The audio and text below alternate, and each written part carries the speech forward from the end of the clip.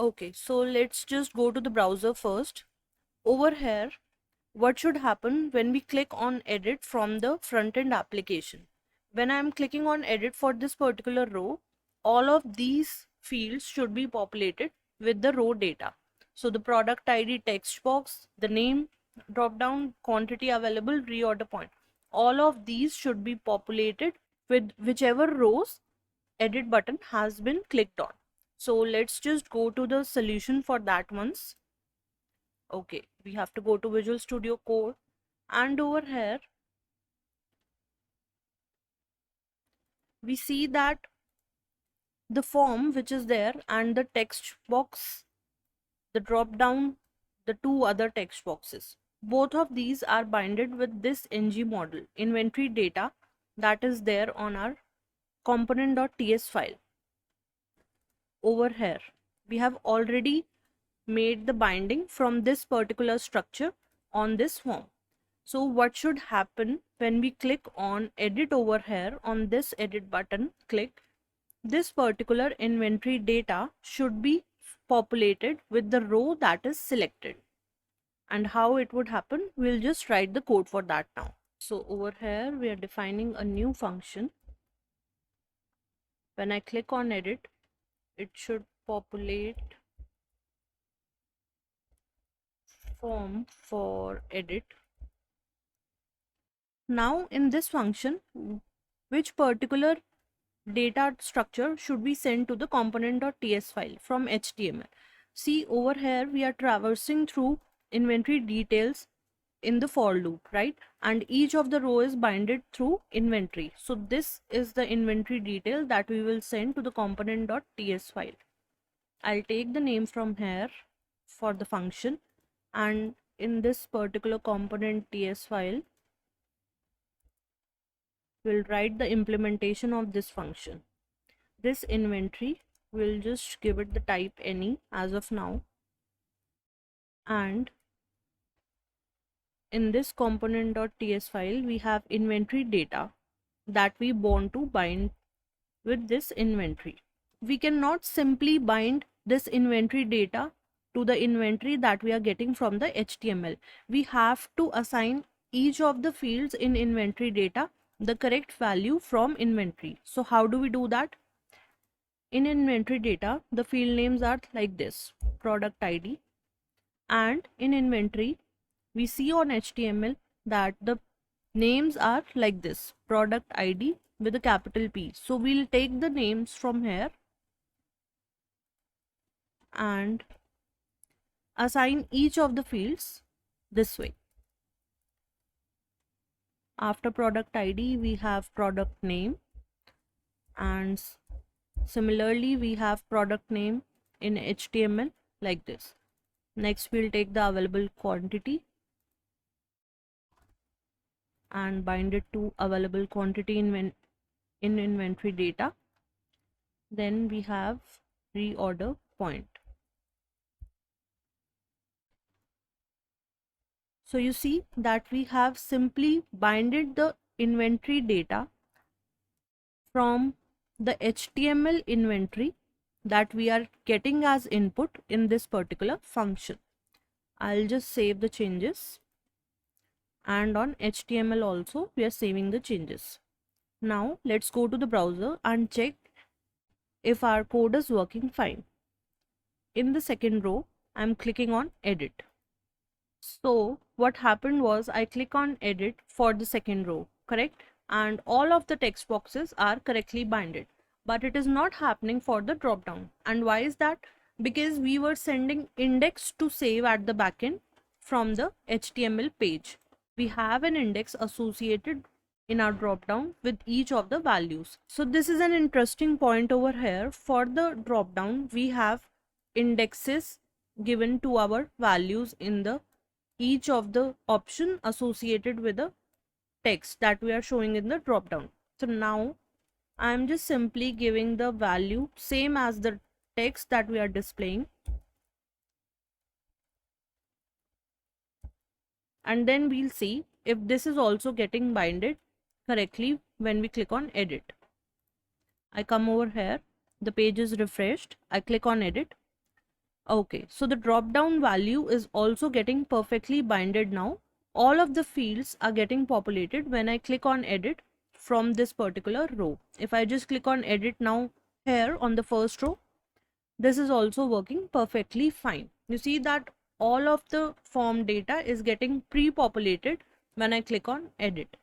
So I hope that this was an interesting point for all of you to learn about the drop down control on the form, that for the drop down options we have a value and the text that is displayed associated with each of the options. We can keep it same also, and we can give it indexes also that we had given earlier. And earlier when we were trying to save the data, value would only get saved to the backend table. Now we have kept the value same as the text of the option, so that would get saved now as a string value. Now over here on the form you see that we are able to populate the data correctly. But what happens if I just change the product ID from here? Because currently in the table these two are the product ID values existing, right? And if I change the product ID only, then what will happen? I'll not be able to update any of the record in the table because that product ID would not exist, correct? We already have the where condition, which is checking if the product ID is matching with the one that is being sent from the front end. And if I am able to change the product ID, then there is no point of sending any data to the backend to update. It will not have any record to update. For that particular reason, we'll have to disable the product ID text box over here when we are trying to update the data. And how we'll do that? We'll come over here on the input that we have for product ID. We'll give the disabled attribute, and this particular attribute will be set according to a variable that we'll define in the component.ts file. So I'll give it the name disable product ID input, and we'll take this variable and define it over here in the component.ts file. This would be set to false. We don't want to disable initially. And then what we want to do is, whenever I'm clicking on edit, at that particular time I want to set it to true. This is what should happen. So whenever I click on edit from this page and the row is getting populated over here, at that time I want to disable it. So let's just save this, and we'll save this also. Now we'll go to the browser once. I click on edit, and you see this is not at all editable. This is disabled. I'm not able to update any value in the product ID text box. So after this, what we want to do is we want to change some values over here. Let's say I want to just update the quantity available. I want to update the reorder point as well, and I want to submit it. If I submit it, the backend update web API should be called, and for that we'll have to change the submit functionality over here. We already have a function for submit button. Now this is currently saving the data. This is currently doing what? It is calling the post method of the HTTP client, but we want to update the data now. So for that we'll have to do an HTTP put. But when should we do an HTTP put? We should only do it in case we are trying to submit when the text box product ID is disabled. So that is when we should update the data. Otherwise, when it is enabled, we should be saving the data as we were doing earlier. So that is why we'll have to put a check over here. This dot disable product ID input is equal to true. At that time, we should simply call the put method. Otherwise, we should save the data. So this should work as it is. Let me just format the document. Okay. So whenever the product ID field is disabled, it would call the put method. Otherwise, it would call the post method. So let me just save it. And now we'll go to the screen.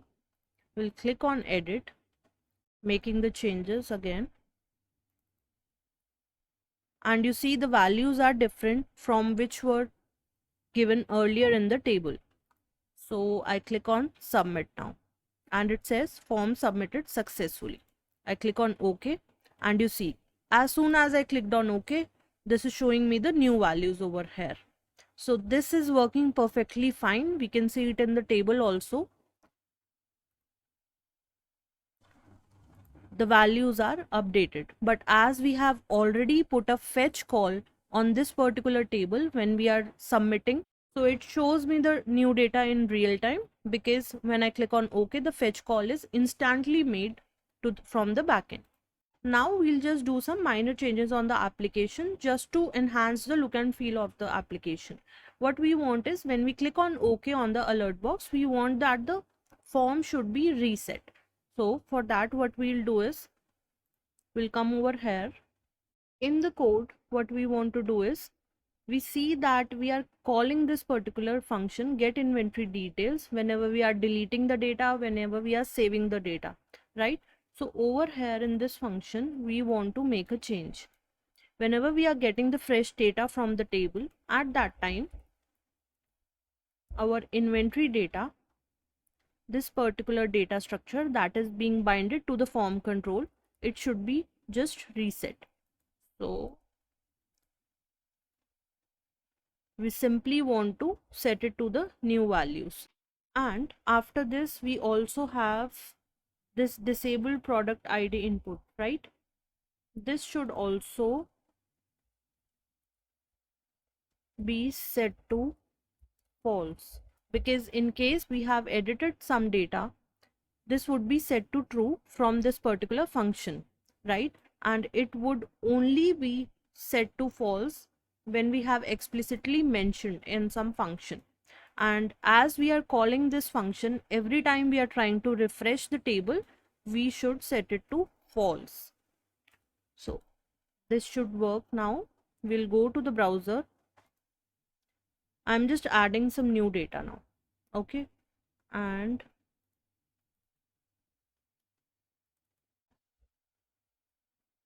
I click on submit. So this should add a new row, and you see that the form controls are also getting reset. Let's just try to edit something. As soon as I clicked on edit, product ID is getting disabled. I'm only able to change the values from here. I click on submit and you see that the product ID field is also getting enabled as soon as I clicked on OK on the alert box, because the refresh, whenever it is happening for the table, it is refreshing the form controls with the product ID input as well. So all the CRUD operations for the inventory page are now completed. We are able to save the data, we are reading the data from the table, and that is all happening in real time, because as soon as we are making any updates like save, delete, edit, we are able to call the read functionality as well. So I hope all of you have understood whatever part we have completed till now.